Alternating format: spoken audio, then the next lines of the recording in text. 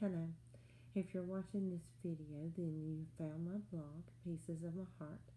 My name is Wendy, and I would like to talk to you a little bit about suffering as a Christian. I feel like now, specifically in the United States, the government is being able to dictate what we're able to preach and not preach from the pulpit.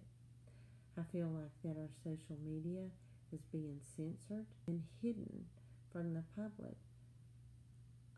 and considered as threat or as some type of hate crime.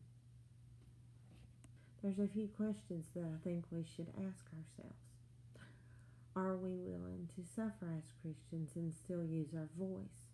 Are we still willing to trust God and be bold in those type of situations?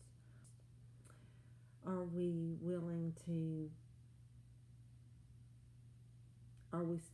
should we still be allowed free speech? Will others' freedoms result in our bondage? And another question that really hits home is, will we be asked to apologize for our faith? And should we be asked to apologize for our faith?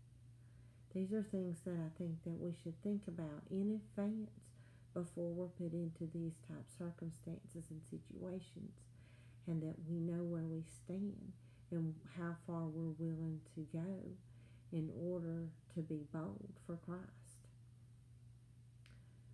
We're all at some point going to be tested for our faith. Our faith is going to be questioned, and at some point we'll all have to go through the fire, and we have to know that God is walking with us through that fire.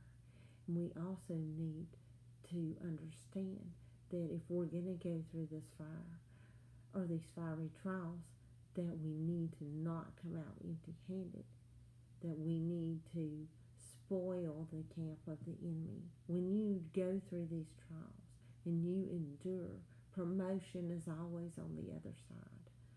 When the 3 Hebrew nobles went through the fire, God went with them, and when they came out, all of the residual burnt off, and everything that was worthy stayed. And not only that, but they were unbound. And when they went in the fire, they were just 3 Hebrew nobles. When they came out, they were promoted. They were recognized. In a country that did not acknowledge God, they were recognized for their faith. You have to realize they were touched by the fire and came through with promotion. The men that threw them in were touched by fire and perished. It makes a difference if you have God with you, and you should not be afraid. I have a scripture that I would like to share with you, and it's this. It's 1 Peter 4, verse 12 and 13, which says, "Beloved, do not be surprised at the fiery trial that has come upon you as though something strange were happening to you, but rejoice that you share in the sufferings of Christ, so that you may be overjoyed at the revelation of His glory."